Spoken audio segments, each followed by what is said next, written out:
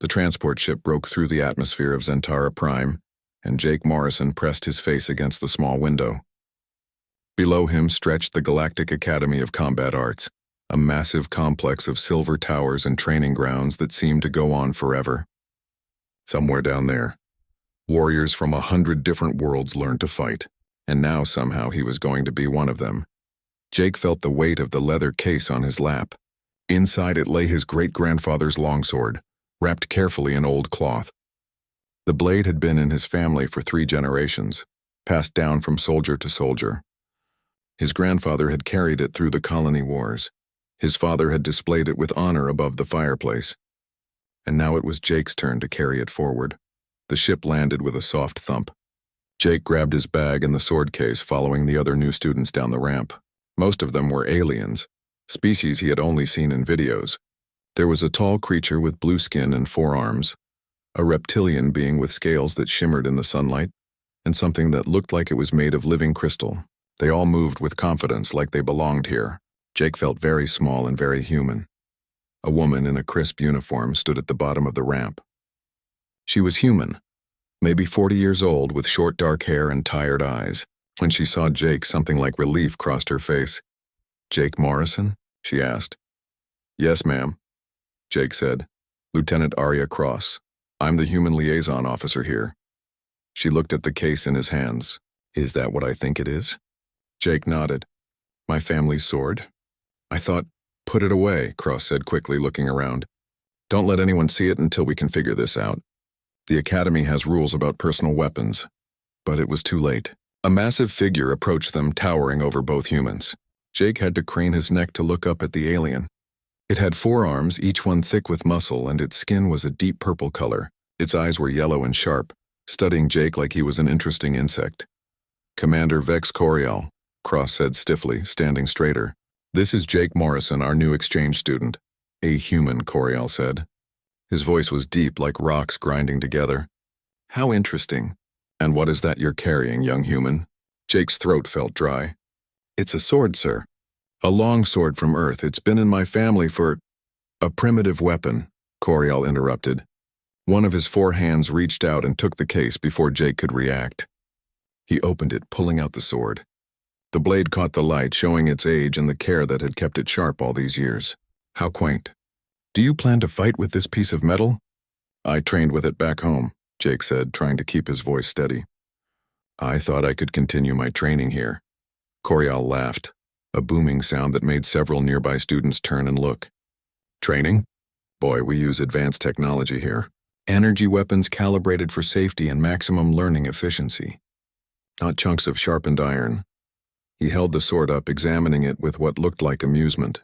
"This belongs in a museum, not a training ground." "Sir, that sword is important to my family," Jake said. "It's not just a weapon. It represents—" "I don't care what it represents," Coriel said, his voice hardening. "The Academy has protocols. All students use standard training sabers. No exceptions." He closed the case with a snap. "I'll have this stored in the secured armory. You can retrieve it when you leave the Academy, assuming you make it that long." Jake felt anger rising in his chest, but Cross put a hand on his shoulder. The warning in her touch was clear. "Don't argue, not now. Not with him." Coriel walked away with the sword case, leaving Jake standing there feeling hollow. That blade had survived wars, traveled across planets, and now it was locked away like it was dangerous.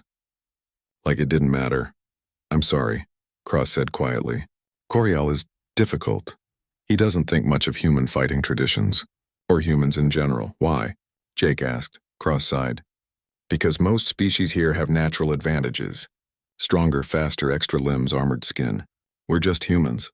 Soft, slow, fragile. We have to work twice as hard to keep up." She started walking toward the main building, and Jake followed. "I'll show you to your quarters. Try to keep your head down and follow the rules. The Academy isn't easy for our kind." The dormitory was a tall building with rooms stacked on top of each other. Cross led Jake to a room on the 5th floor and opened the door. Inside there were 2 beds, 2 desks, and not much else. A figure sat on one of the beds, looking up as they entered. Jake's new roommate was a saurian, one of the reptilian species from the outer colonies. His scales were dark green and his eyes were large and amber-colored. He wore the standard Academy training uniform, and on his desk sat a tablet showing complex combat patterns. "Zix," Cross said. "This is your new roommate, Jake Morrison." "Jake, this is Zix. He's been here for 6 months." Zix looked Jake up and down, his eyes lingering on Jake's plain clothes and single bag. "A human," he said. His voice had a slight hiss to it. "Great. I finally get a roommate, and it's the species that can barely lift their own weight." "Be nice," Cross warned. "Jake's here on the exchange program. He's earned his place just like you." Zix shrugged, turning back to his tablet. "Whatever. Just don't expect me to go easy on you if we end up sparring." Cross left them alone. Jake put his bag on the empty bed and sat down, suddenly exhausted. Through the window, he could see one of the training grounds. Students were practicing with glowing weapons that hummed with energy. They moved fast, incredibly fast, their blades leaving trails of light in the air. "First time off Earth?" Zix asked, not looking up from his tablet. "First time off the North American continent," Jake admitted. That made Zix look up. "Seriously? And they sent you here? To the best combat academy in the galaxy?" "I scored high on the entrance test," Jake said. "And I have training." "What kind of training?" Zix put down his tablet, actually looking interested now. "European martial arts. Longsword fighting. My grandfather taught me and his father taught him." Zix blinked. "Longsword? Like an actual metal blade?" "Yeah, I brought it with me, but Commander Corial took it. Said it was primitive." "He's not wrong," Zix said, but his tone wasn't cruel anymore, just curious. "Energy weapons are faster, more efficient, and safer for training. Why would you want to use a hunk of metal?" Jake thought about how to explain it. "It's not about efficiency. It's about connection. That blade has been in my family for 3 generations. My great-grandfather carried it in real battles. It's not just a weapon. It's a piece of who we are." Zix tilted his head, considering this. "My people have something similar. Sacred spears that are passed down through warrior clans. But we're not allowed to bring them here either." "Academy policy. Do you miss yours?" Jake asked. "Every day," Zix said quietly. Then he shook his head as if clearing away the thought. "But you learn to adapt. That's what warriors do. We use what we're given and become better with it." Jake didn't respond. He wasn't sure he agreed. His grandfather had always said that the weapon was part of the warrior, not separate from them. You couldn't just swap one for another and expect the same results. The next morning, Jake attended his first class. The training hall was enormous, with a ceiling so high Jake could barely see it. Hundreds of students filled the space, all of them practicing with glowing training sabers. The weapons hummed and crackled with energy, leaving streaks of blue and red light as they moved. An instructor handed Jake his own training saber. It was surprisingly light, much lighter than his longsword. When Jake activated it, the blade materialized from the handle, a solid beam of contained energy that glowed bright blue. "These weapons have safety limiters," the instructor explained. She was a small alien with silver skin and 3 eyes. "They'll sting if they hit you, but they won't cause permanent damage. Perfect for learning without risk." Jake swung the saber experimentally. It felt wrong in his hands. Too light, no weight to it. His grandfather had taught him that the weight of a blade was important. It forced you to commit to your strikes, to make each movement count. This training saber felt like swinging air. "Pair up for basic drills," the instructor called out. Jake found himself facing another student, a being that looked like it was made of rock. The student grinned, showing crystalline teeth, and they began to spar. Within seconds, Jake realized he was in trouble. All his training with the longsword worked against him. He kept trying to use techniques that required weight and momentum, but the training saber had neither. His opponent moved faster, striking from angles Jake didn't expect, and every hit sent a sharp sting through his body. After 5 minutes, Jake had lost count of how many times he'd been hit. The instructor called time, and his opponent walked away laughing. It was like that all day. Jake lost every practice match. The other students were faster, stronger, and more comfortable with the energy weapons. By the time classes ended, Jake's entire body ached from the stinging hits, and his pride hurt even more. That evening, Jake couldn't sleep. He kept thinking about his longsword, locked away in some armory. Finally, he got up and slipped out of the room. Zix was snoring softly, his tail curled around himself on the bed. Jake found his way to the restricted armory using the academy map on his tablet. The door was locked, but there was a window. "Through it, Jake." Jake woke before dawn, his alarm barely making a sound. Zix was still asleep. his breathing slow and steady. Moving quietly, Jake dressed in his training clothes and slipped out of the room. The hallways were empty and dark, lit only by emergency lights that cast long shadows. Training Hall 7 was in an older part of the academy complex. The walls here were plain metal instead of the polished surfaces of the newer buildings. When Jake found the right door, it slid open with a hiss, revealing a space about half the size of the main training halls. The lighting was dim, and the floor showed scuff marks from years of use. Master Forge stood in the center of the room waiting. In her hands, she held a long wooden staff.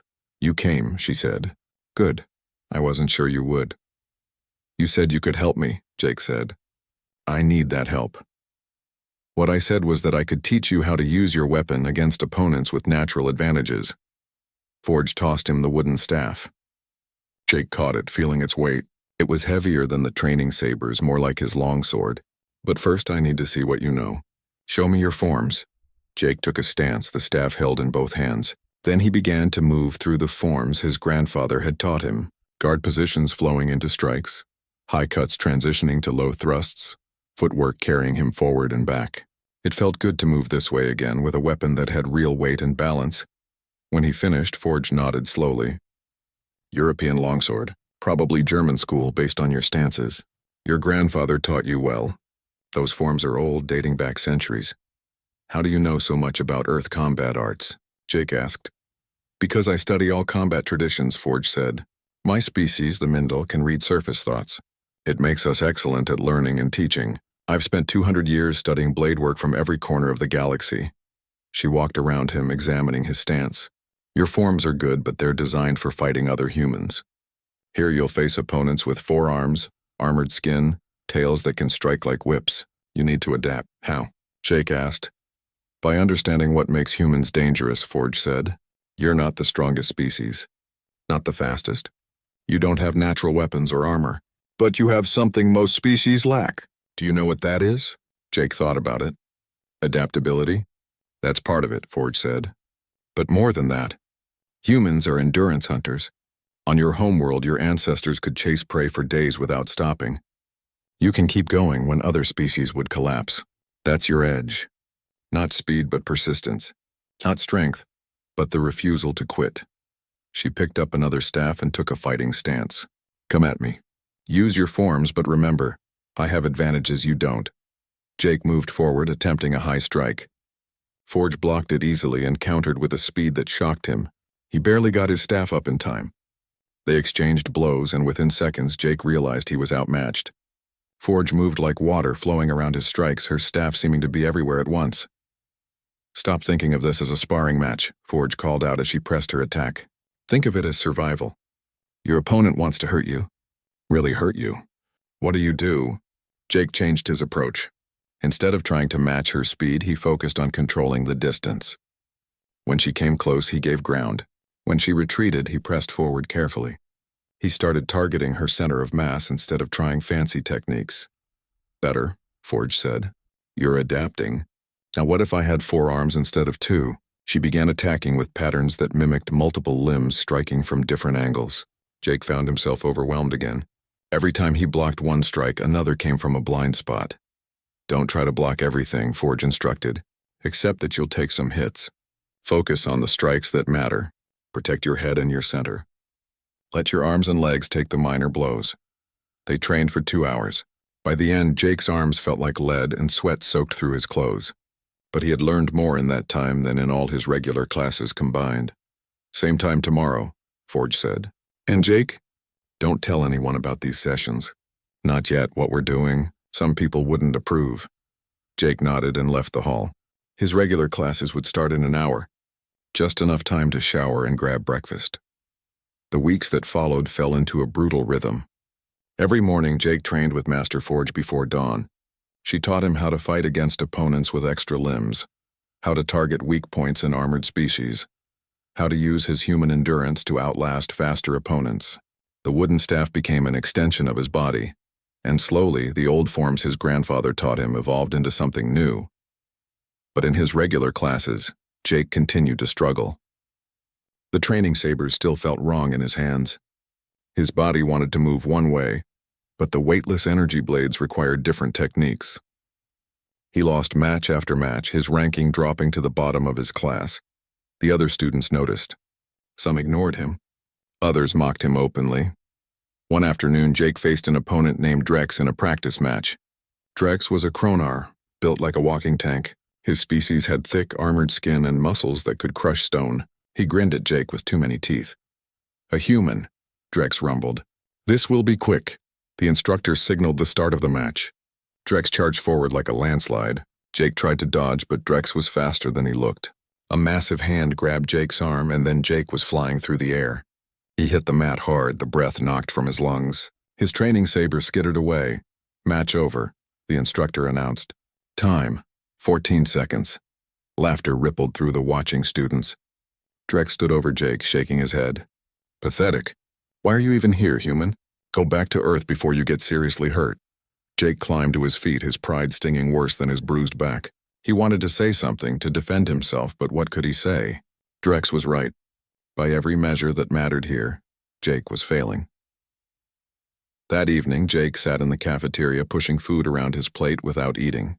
Zix dropped into the seat across from him. "Heard about your match with Drex," Zix said. "Everyone heard," Jake muttered. "He's beaten everyone he's fought," Zix said. "Don't feel bad." "I lasted 14 seconds, Jake said. "That's embarrassing even by human standards." Zix was quiet for a moment.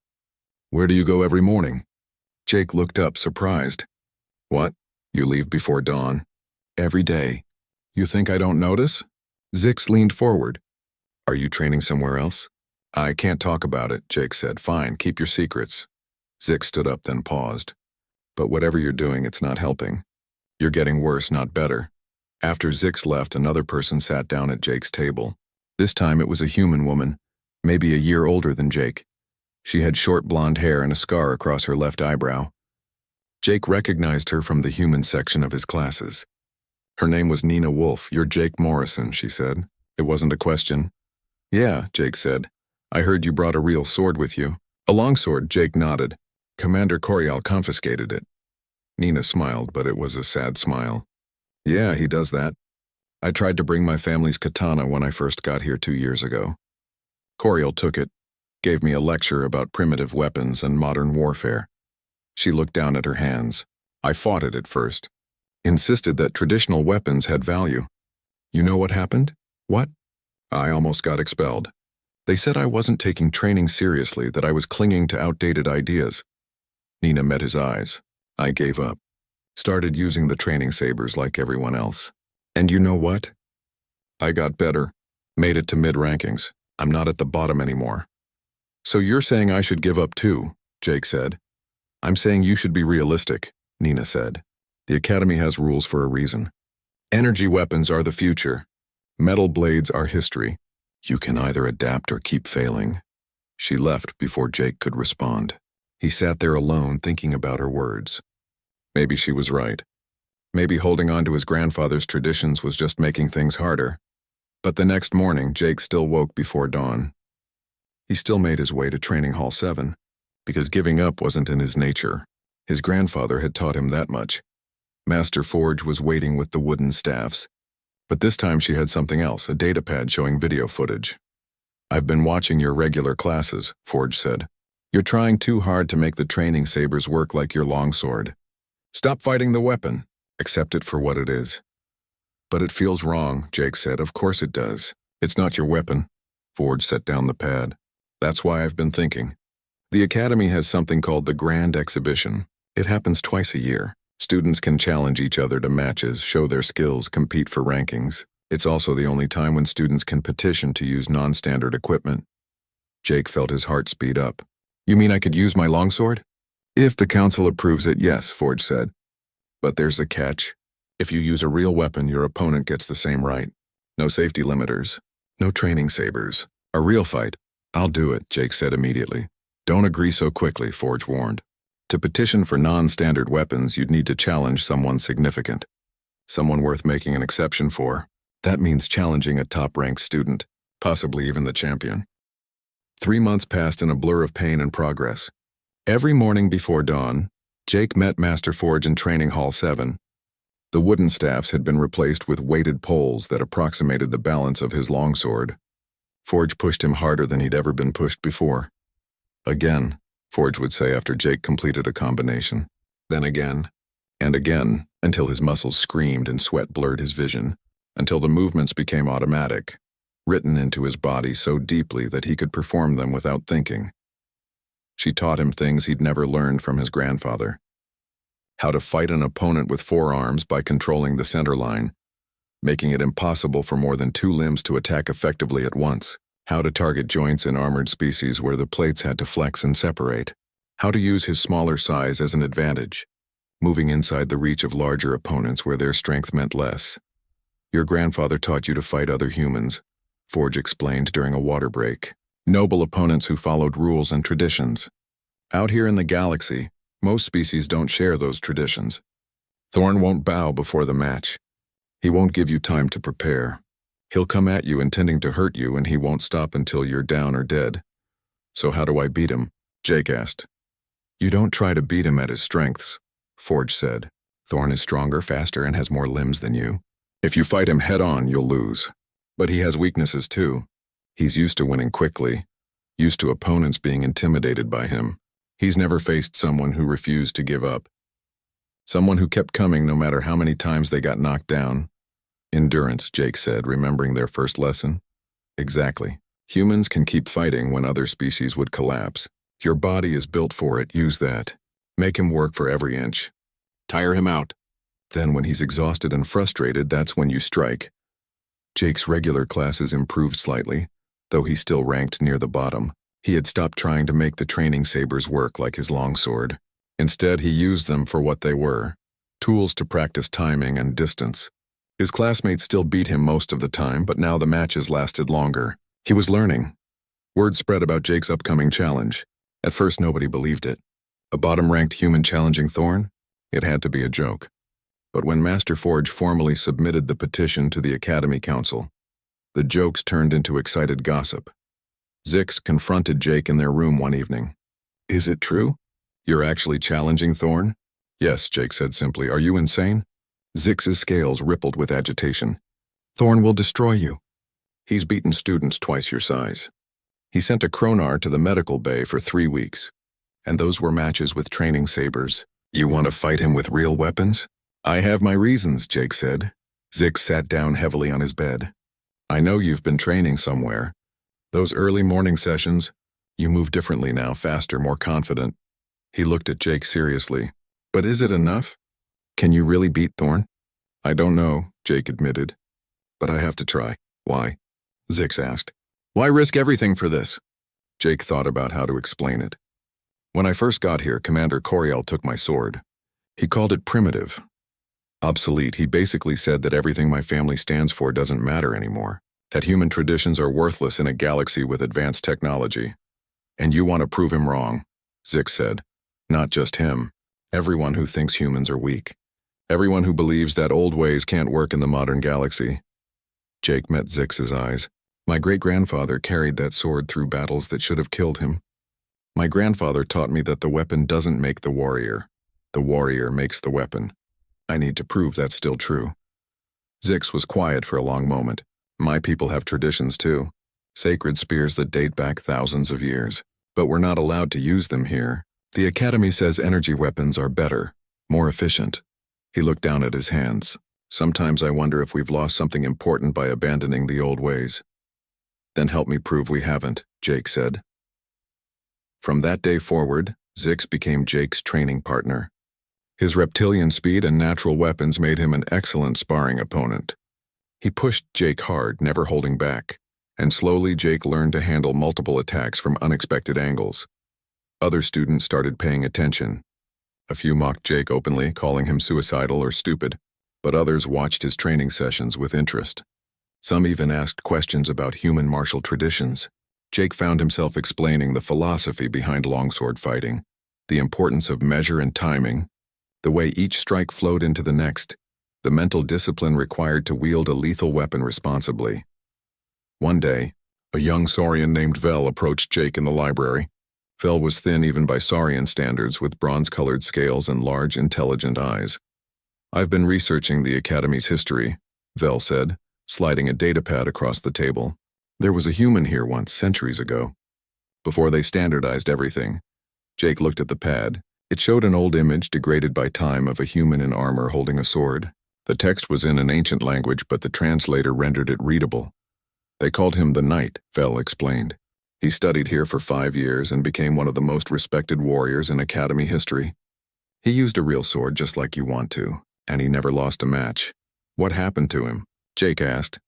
The Academy Council voted to ban personal weapons. They said it was for safety reasons, but the real reason was that the Knight made other instructors look bad. He proved that skill with traditional weapons could match or exceed modern technology. Vel pointed to another section of text. He refused to give up his sword, so he left.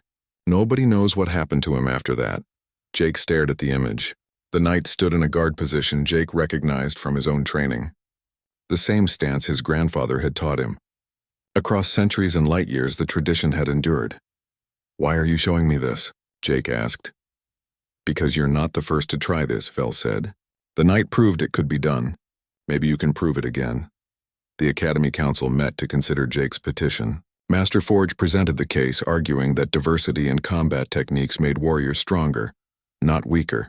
Commander Corial opposed it fiercely, calling it dangerous and unnecessary. "The human will be killed," Corial argued. "Thorn has never shown mercy. Allowing this match is essentially sanctioning murder. The human knows the risks," Forge countered. "He's willing to sign any waiver necessary. And this isn't unprecedented. The Academy's founding principles included respect for diverse combat traditions. We've moved away from that. Perhaps it's time to remember why we're here. To train warriors, not to produce standardized fighters." The debate went on for hours. Finally, they brought in the one person whose opinion mattered most. They called Thorn himself to the council chamber. Thorn listened to the proposal with his forearms crossed over his massive chest. His chitinous armor gleamed under the chamber lights, and his eyes, 3 of them, arranged in a triangle on his face, studied the council members with cold intelligence. "So this human wants to fight me with a real weapon," Thorn said. His voice was surprisingly cultured, with only a slight accent. "How amusing. We wanted your opinion," the council head said. "You have the right to refuse." Thorn was silent for a moment. Then he laughed, a sound like breaking glass. "Refuse? Why would I refuse? I accept with one condition." "What condition?" the council head asked. "If the human gets to use his primitive blade, I get to use mine. My ancestral weapon, the Shard of Dawn. It's been in my family for generations. If this human wants a real fight, I'll give him one he'll never forget." Thorn's 3 eyes gleamed, assuming he survives long enough to remember it. The council had no choice but to agree. Both fighters would use their traditional weapons. Medical teams would be on standby. The match would be to first blood or surrender, with death being grounds for immediate disqualification and criminal charges. Everyone knew the last rule was meaningless. In a real fight with real weapons, first blood could easily become fatal, but at least the Academy could say they'd tried to make it safe. When Jake heard the news, he felt both excitement and fear. He was getting what he wanted, a chance to fight with his grandfather's blade. But he was also going to face Thorn at his most dangerous, wielding a weapon that had ended countless lives. Lieutenant Cross called Jake to her office the next day. She looked tired, older than the last time they'd talked. "I've been ordered to talk you out of this," she said without preamble. "Earth's diplomatic corps is very concerned. They think this will make humans look bad if you lose." "And if I win?" Jake asked. "If you win, you'll be a hero." "But Jake, be realistic. Thorn is a champion. You're barely passing your classes." "The odds—" "I know the odds," Jake interrupted. "I've known them from the start. But someone has to do this. Someone has to show that humans aren't just soft, slow, and weak, that our traditions matter, that we're worth respecting." Cross was quiet for a long time. Then she reached into her desk and pulled out a small box. Inside was a medallion on a chain. "My grandfather gave me this," she said. "He was a pilot in the colony wars. He always said that being human meant refusing to accept." The day of the grand exhibition arrived with clear skies and perfect weather. Jake woke feeling strangely calm. The nervousness from the night before had burned away, replaced by a quiet certainty. Today was the day. Everything he'd worked for, everything he'd trained for, came down to the next few hours. He performed his morning routine carefully, deliberately. Shower, breakfast, equipment check. His combat gear was simple, lightweight armor that protected vital areas without restricting movement. The Academy had offered him heavier protection, but Jake refused. Extra weight would slow him down, and against Thorn, speed and endurance were more valuable than armor. The longsword rested on his bed, cleaned and sharpened one final time. Jake picked it up, feeling the familiar weight. This blade had been carried through battles on 3 different worlds. It had survived wars that should have broken it. Now it would either add to that legacy or end it. A knock at the door interrupted his thoughts. Zix entered, already dressed in his formal Academy uniform for spectators. "The transport leaves in 30 minutes, Zix said. "Half the Academy is already at the Celestial Coliseum. They're saying it's the most watched exhibition in history." "No pressure," Jake said with a slight smile. "Actually, I wanted to give you something." Zix pulled out a small carved stone on a leather cord. "This is a warrior charm from my homeworld. My father gave it to me before I came here. It's supposed to bring courage in battle." Jake took the charm carefully. "Zix, I can't take this." "It's from your father." "That's exactly why you should take it," Zix said. "You're fighting for more than yourself today. You're fighting for everyone who's been told their traditions don't matter. That includes me." He pressed the charm into Jake's hand. "Bring it back when you win." Jake tied the charm around his neck where it hung next to Lieutenant Cross's medallion. 2 pieces of other people's history, given to support his own. The weight of expectation should have felt crushing, but instead it felt empowering. He wasn't alone in this. The Celestial Coliseum was enormous, a structure that could hold 50,000 spectators from across the galaxy. As Jake's transport approached, he could see it gleaming in the morning sun, all silver metal and transparent energy shields. The parking area was packed with ships from dozens of worlds. Master Forge met Jake at the fighter's entrance. "Ready?" "As I'll ever be," Jake said. "Remember everything we've trained. Distance management, stamina conservation. Target his joints where the armor plates separate. Don't try to match his strength. Use your advantages, not his." Forge put a hand on his shoulder. "And Jake? Fight with honor. Win or lose, show them what human warriors are made of." The preparation room was stark and functional. A medical team checked Jake's vital signs and applied sensor patches that would monitor his condition during the fight. The head medic, an insectoid being with compound eyes, looked concerned. "You understand that we can only do so much if things go badly," the medic said. "With real weapons, injuries happen fast. Too fast for us to prevent serious harm." "I understand," Jake said, signing the waiver without hesitation. A viewing screen showed the arena filling up. The crowd was massive, representing every species at the Academy and many more who had come just for this match. Jake could see the human section, small compared to others, but vocal, holding banners with Earth's flag and signs supporting him. Lieutenant Cross stood among them, along with Nina and dozens of other humans he'd never met but who were cheering for him anyway. The announcer's voice boomed through the Coliseum. The Oracle, a floating creature that looked like a jellyfish made of light, began explaining the rules to the crowd. "Today's exhibition match is historic," the Oracle announced. "For the first time in 50 years, combatants will use traditional weapons instead of standard training sabers. The rules are simple: fight to submission, disarmament, or incapacitation. Lethal force is discouraged but may occur. Medical intervention will be immediate but may not prevent serious injury or death. Both fighters have accepted these terms." The crowd's noise increased. Jake could hear the mix of excitement and bloodlust. Many had come hoping to see exactly what the Oracle warned against: a brutal, potentially fatal fight.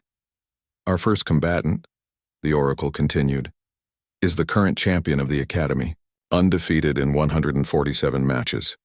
Winner of 3 consecutive grand exhibitions. The pride of Velcron. Please welcome Thorn." The roar from the crowd was deafening. On the viewing screen, Jake watched Thorn enter the arena. The champion was even more impressive in person than in the videos. 9 feet of armored muscle moving with predatory grace. His 4 arms each carried a practice blade at first, which he used to perform a demonstration. Thorn moved through a complex form, all 4 blades spinning and striking in patterns that seemed impossible. He destroyed practice dummies with casual efficiency, reducing them to scrap in seconds. The crowd loved it, cheering louder with each display of power. Then Thorn set down the practice blades. An attendant brought forward a long case. When Thorn opened it, Jake saw his ancestral weapon for the first time. The Shard of Dawn was beautiful and terrifying in equal measure. Made of some kind of crystal that shifted between colors, it hummed with a high-pitched frequency that was painful even through the viewing screen. When Thorn gave it an experimental swing, the air itself seemed to vibrate. And now, the Oracle announced, his challenger, a first-year student from Earth, the human who dared to question our traditions and demand the right to fight with his family's weapon. Please welcome Jake Morrison. The crowd's reaction was mixed. Some cheered, curious to see what the human could do. Others laughed or made dismissive noises. Jake heard several species making bets on how quickly he would lose. Jake took a deep breath and walked out into the arena. The space was huge, a circular fighting ground surrounded by energy barriers. The floor was smooth stone, perfect for footwork. Above, the crowd rose in tears, thousands of faces watching his every move. He carried his longsword in both hands, the blade resting against his shoulder in a traditional carry. Compared to Thorn's flashy entrance, Jake knew his own looked plain. No demonstrations, no theatrics, just a human and a sword walking calmly to face an opponent who had never lost. The human section erupted in cheers. Jake allowed himself a quick glance their way. Lieutenant Cross stood with her hands pressed together, looking more nervous than Jake felt. Nina waved a banner. Zix was there too, his reptilian features set in an expression of determination. Jake and Thorn faced each other across the arena. Up close, Thorn was even more intimidating. His three eyes studied Jake with cold intelligence, and his armored body seemed nearly invulnerable. The Shard of Dawn hummed in his hands, eager for violence. So, Thorn said, his voice carrying easily across the space, you're the human who thinks a piece of metal can defeat me. Jake brought his sword up in the traditional salute, blade vertical, then down in a formal bow. It was a gesture of respect that went back centuries on Earth. Thorn watched without returning the gesture. This blade has survived 3 generations of warriors, Jake said quietly. It's been tested in real combat, carried by people who refused to give up even when the odds were impossible. Today it gets tested again, Thorn laughed. Poetic. But poetry won't save you when I break every bone in your body. Last chance to surrender, human. Walk away now and you'll only lose your pride. I'm not walking away, Jake said. Then you're a fool.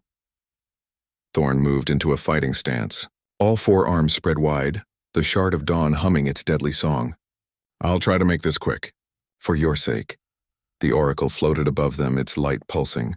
Combatants ready? This match begins on my signal. A pause. Begin! Thorn exploded forward, covering the distance between them in a heartbeat. His speed was shocking. Jake barely had time to raise his guard before all 4 arms were attacking, the crystalline blade coming from multiple angles at once. Jake didn't try to block everything. Following Forge's training, he protected his head and center, letting his armored shoulders take a glancing blow. The impact sent pain shooting through his arm, but he was still standing. He pivoted away, creating distance, his blade coming up to deflect Thorn's next strike. Steel met crystal with a sound like breaking glass. Jake felt the vibration travel up his arms, numbing his hands. Thorn pressed his advantage, attacking in combinations that seemed impossible. High and low simultaneously, left and right at the same time. The crowd roared. This was what they had come to see. Real combat, brutal and fast. Jake gave ground, staying mobile, never letting Thorn pin him in one spot. His grandfather's words echoed in his mind. A moving target is harder to hit. Stay light on your feet. Make them work for every inch. Thorn feinted high with 2 arms, then struck low with the third. Jake almost fell for it, but adjusted at the last second, his long sword sweeping down to deflect the real attack. He used Thorn's momentum against him, stepping inside the champion's reach where the longer limbs had less leverage. For a brief moment, Jake was inside Thorn's guard. His longsword thrust toward the joint where Thorn's lower left arm connected to his torso, a gap in the armor plates. Thorn twisted desperately, and the blade scored a shallow cut instead of penetrating deep. First blood. The medical sensors flashed warnings. The cut wasn't deep, but it was... The medical bay was chaos.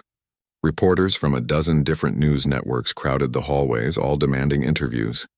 Security had to form barriers to keep them back. Inside the treatment room, Jake sat on an examination table while a medic worked on his shoulder. You're lucky, the insectoid medic said, applying a healing gel that tingled against Jake's skin. Another inch to the left and Thorn's blade would have shattered your collarbone. As it is, you'll be sore for a few days, but otherwise fine. Thanks, Jake said. His mind was still processing what had happened. He had won. Actually won. Against the Academy champion in front of 50,000 witnesses. It didn't feel real yet. Thorn occupied the next bed over. His wound was already sealed, the purple blood cleaned away. The champion sat with his forearms crossed, his expression thoughtful. When the medic stepped away to get more supplies, he looked over at Jake. That technique you used at the end, Thorn said. The one where you gripped your blade partway down. I've never seen that before. Half sorting, Jake explained. It's an old technique. When you're fighting someone in heavy armor, you can't always cut through it. So you grip the blade itself for better control and use the point to find gaps. Or you can use the crossguard like a hammer. Fascinating. Thorn leaned forward, genuinely interested. Your weapon has no power source, no energy field. Yet you found ways to make it effective against opponents much stronger than yourself. That requires significant tactical thinking. My grandfather used to say that the weapon doesn't matter as much as the person holding it, Jake said. He taught me that every disadvantage could become an advantage if you looked at it the right way. Wise words. Thorn was quiet for a moment. I need to tell you something. I expected to crush you today, to prove that modern warriors with modern weapons are superior to old traditions. I was going to use your defeat to argue for stricter standardization at the Academy. What changed? Jake asked. You did, Thorn said simply. You showed me that I was wrong. My people, the Velcron, we have warrior traditions going back thousands of years. But I had convinced myself that those old ways were inferior to Academy training. Today, you reminded me that tradition and skill are not the same as primitive and weak. He extended one of his hands toward Jake. Thank you for that lesson. Jake shook Thorn's hand again, feeling the strength in the champion's grip. Thank you for accepting the challenge. You could have refused and missed the chance to fight a real opponent. Thorn smiled, showing his sharp teeth. Never. Besides, I needed someone to finally beat me. I was getting complacent. The door burst open and Zix rushed in, followed by Nina and a stream of other students. The medics tried to protest, but the flood of well-wishers was unstoppable. Zix reached Jake first, grabbing him in a hug that squeezed the air from his lungs. You did it, Zix shouted. You actually did it. I've never seen anything like that fight. The way you moved, the way you fought, it was incredible. Can't breathe, Jake gasped. Zix released him, grinning widely. Sorry, I'm just wow. You know half the Academy owes me money now? I bet on you to win. You bet on me? Jake asked, surprised. The odds must have been terrible. 200 to 1, Zix said cheerfully. Best investment I ever made. Nina pushed through the crowd, her eyes red from crying. Jake, that was amazing. I'm sorry I told you to give up. I was wrong. So wrong. You were trying to protect me, Jake said. I understand. No, I was being a coward, Nina said firmly. I gave up on my traditions because it was easier. You didn't. You fought for what mattered, and you won. You showed all of us what we should have been doing all along. More students crowded in, from dozens of different species. All of them wanted to congratulate Jake, to shake his hand, to ask about his techniques. Even students who had mocked him weeks ago were now treating him like a hero. Vel, the young Saurian historian, pushed through with a data pad. Jake, the footage is already being broadcast across the galaxy. You're on every major news network. They're calling you the new knight, connecting you to the legendary warrior from centuries ago. Vel showed him the pad. Sure enough, Jake's face was everywhere. Headlines in 100 languages, all saying variations of the same thing. Human defeats champion with ancient weapon. Old traditions prove their worth. The return of classical combat arts. This is going to change things, Vel said excitedly. Students are already talking about bringing their own traditional weapons. The council will have to respond. The celebration was interrupted by the arrival of Commander Corial. The crowd parted for him, falling silent. Corial looked at Jake for a long moment, his expression unreadable. Morrison, Corial said finally, walk with me. It wasn't a request. Jake followed Corial out of the medical bay and down a quiet corridor. They walked in silence until they reached an observation deck overlooking the academy grounds. I owe you an apology, Corial said without preamble. When you arrived, I dismissed you. Dismissed your weapon, your traditions, everything you represented. I called you primitive and obsolete. Yes, sir, Jake said carefully. I was wrong. Corial looked out the window, his forearms hanging at his sides. My own people, the Zenthari, we once wielded energy whips in combat. Beautiful weapons passed down through families, each one unique. When I joined the academy 50 years ago, they made me give mine up. They said standardization was more important than tradition. He turned to face Jake. I convinced myself they were right, that the old ways were inferior. And because I gave up my traditions, I expected everyone else to give up theirs. When you refused, it reminded me of everything I had lost. So I tried to make you fail. But I didn't fail, Jake said quietly. No, you didn't. You proved that I was the one who failed. Failed to see value in diversity. Failed to understand that different approaches make us stronger, not weaker. Corial pulled something from his uniform. A small device. This is a communication from the Academy Council. They want to meet with you, Master Forge, and myself tomorrow morning. I believe they're going to discuss changes to Academy policy. Changes? Jake asked. Because of your victory, dozens of students are demanding the right to train with their traditional weapons. The Council can't ignore this. They'll have to decide whether to maintain the old rules or adapt.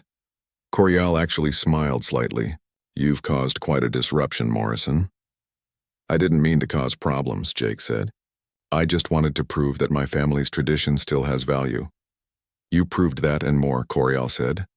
You proved that this academy had become too rigid, too focused on conformity.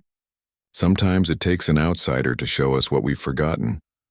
That evening, there was an impromptu celebration in the student common area. Someone had set up screens showing replays of the fight, and students from every species gathered to watch and discuss the techniques. Jake found himself surrounded by people asking questions about longsword fighting, about Earth's martial traditions, about the philosophy behind using real weapons.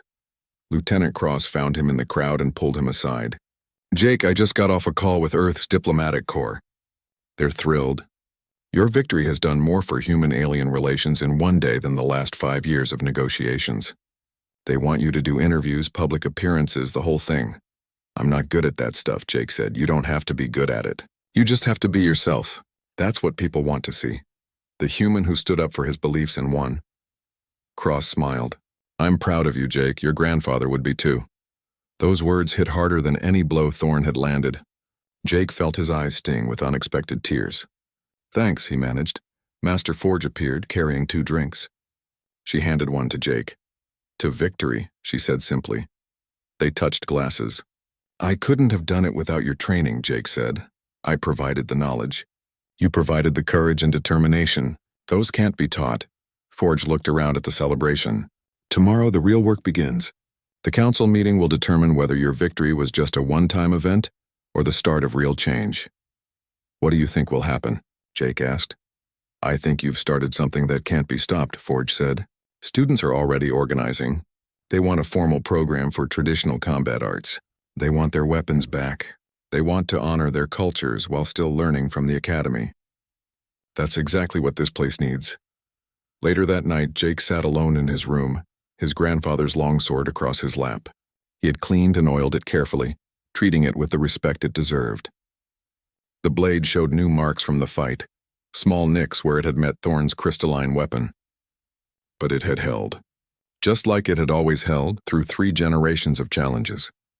Jake thought about his grandfather, wishing the old man could have seen today's fight. But maybe in some way he had. The techniques Jake used were the same ones his grandfather taught him. The philosophy that guided his movements came from lessons learned in their backyard training sessions. Every principle his grandfather had instilled, patience, precision, respect for the weapon, refusal to quit, had proven vital. A soft knock interrupted his thoughts. Zix entered, looking uncharacteristically serious. Can't sleep either, Zix asked. Too much thinking, Jake admitted. Zix sat on his own bed. I've been thinking too, about my people's sacred. The council chamber was a circular room with seats arranged in ascending tiers. Sunlight streamed through tall windows, casting patterns across the polished floor. Jake sat at the center with Master Forge on his left and Commander Corial on his right. Behind them, the gallery was packed with students and instructors, all waiting to see what would happen. The council consisted of 7 members representing different aspects of the academy. The head of the council, an elderly being called a luminar who glowed with soft inner light, called the session to order. We are here to discuss the implications of yesterday's exhibition match, the Luminar said, its voice like wind chimes. Jake Morrison's victory has raised questions about our standardization policies. Before we begin formal deliberations, we will hear statements from the key parties involved.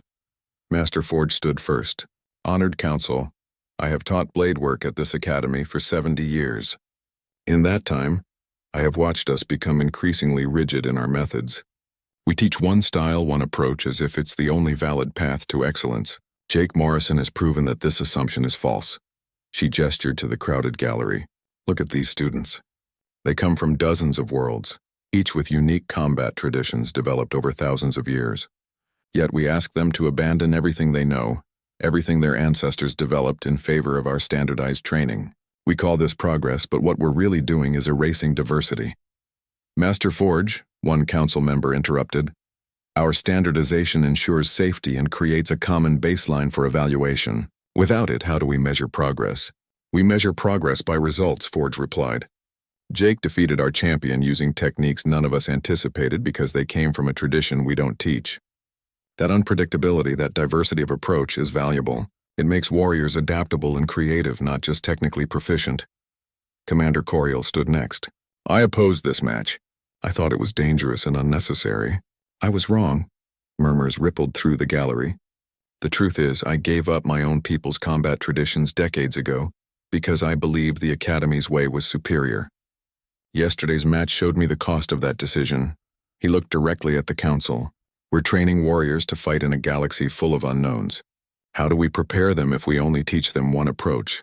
Morrison succeeded because his traditions taught him to adapt, to find unconventional solutions. Those are exactly the skills we should be fostering, not suppressing. Finally, Jake was asked to speak. He stood feeling every eye in the chamber on him. His hands were sweaty and his heart pounded, but he thought of his grandfather and found his voice. I didn't come here to change the academy, Jake began. I came here to learn, but I also came here with 3 generations of family tradition in my hands. When that was taken away and called obsolete, it felt like everything my family fought for was being dismissed as worthless. He held up his grandfather's longsword, which the council had allowed him to bring. This blade is just steel, but it represents something more. The accumulated wisdom of warriors who faced impossible odds and refused to give up. That wisdom doesn't become invalid just because there are newer weapons or different technologies. Jake looked around at the gallery, seeing Zix, Nina, Vel, and dozens of other students watching hopefully. I'm not saying we should abandon modern training. I'm saying we should add to it. Let students learn the Academy's methods and their own traditions. Make this place truly diverse, not just in species, but in approach. That will make everyone stronger. The council deliberated for 2 hours. Students waited outside, unable to hear the discussions, but unwilling to leave. Finally, the doors opened and the Luminar called everyone back inside. The council has reached a decision, the Luminar announced. After careful consideration and review of historical Academy principles, we have concluded that our standardization policies, while well-intentioned, have indeed limited the diversity we claim to value. Hope surged through the chamber. Jake held his breath. Therefore, effective immediately, the Academy will establish a new division, Traditional Combat Arts. This program will operate alongside our standard curriculum, allowing students to study and practice with their ancestral weapons and techniques while still receiving core Academy training. The gallery erupted in cheers. Students jumped to their feet, celebrating in a dozen different languages. Jake felt Forge's hand on his shoulder, squeezing with approval. Even Coriel was smiling, his forearms raised in celebration. The Luminar waited for silence before continuing. Master Forge will head this new division. Commander Coriel will assist in establishing protocols that balance tradition with safety. And Jake Morrison, despite being a first-year student, will serve as a consultant and eventually as an instructor, teaching human martial traditions to any interested students. Jake's jaw dropped. Me, an instructor? You have proven your expertise, the Luminar said. More importantly, you understand why these traditions matter. That makes you ideally suited to help build this program. The weeks that followed were intense. Master Forge and Jake worked together to design the traditional combat arts curriculum. They reached out to students from every species, asking about their culture's combat traditions. The responses were overwhelming. It seemed like everyone had stories about sacred weapons locked away, techniques passed down through families, philosophies that had shaped their people's understanding of warfare. A new training hall was established. It was large and empty at first, but slowly it began to fill with weapons from across the galaxy. Zix brought his people's sacred spear, a beautiful weapon with a blade that shimmered like water. Nina retrieved her katana and began teaching Japanese sword arts. Vel discovered ancient Saurian blade dancing techniques and started practicing them publicly for the first time in his life. Thorn surprised everyone by asking to join the program. "I have neglected my people's traditions for too long," he explained. "The Shard of Dawn deserves to be used properly, not just for fighting but for honoring those who came before me." He and Jake became unlikely friends. They trained together often, sharing techniques from their vastly different backgrounds. Thorn taught Jake about Velcran combat philosophy, which emphasized overwhelming force and absolute commitment. Jake taught Thorn about European martial arts, which emphasized leverage and timing over raw power. "We're better teachers together than either of us would be alone," Thorn observed one day after a joint training session. "My approach shows students how to dominate. Yours shows them how to overcome. They need both lessons." The program grew rapidly. Within 3 months, over 200 students had enrolled. Within 6 months, it was one of the most popular divisions at the academy. Students weren't abandoning standard training. They were supplementing it, becoming more well-rounded warriors by learning multiple approaches. News spread across the galaxy. Other military academies and training institutions began reaching out, asking about the program. Earth's government contacted Jake directly, requesting that he write about his experiences. The longsword that had seemed so obsolete months ago became a symbol of cultural preservation and respect for diversity. One evening, 6 months after his victory over Thorn, Jake stood in the traditional combat arts hall. Weapons from dozens of worlds lined the walls.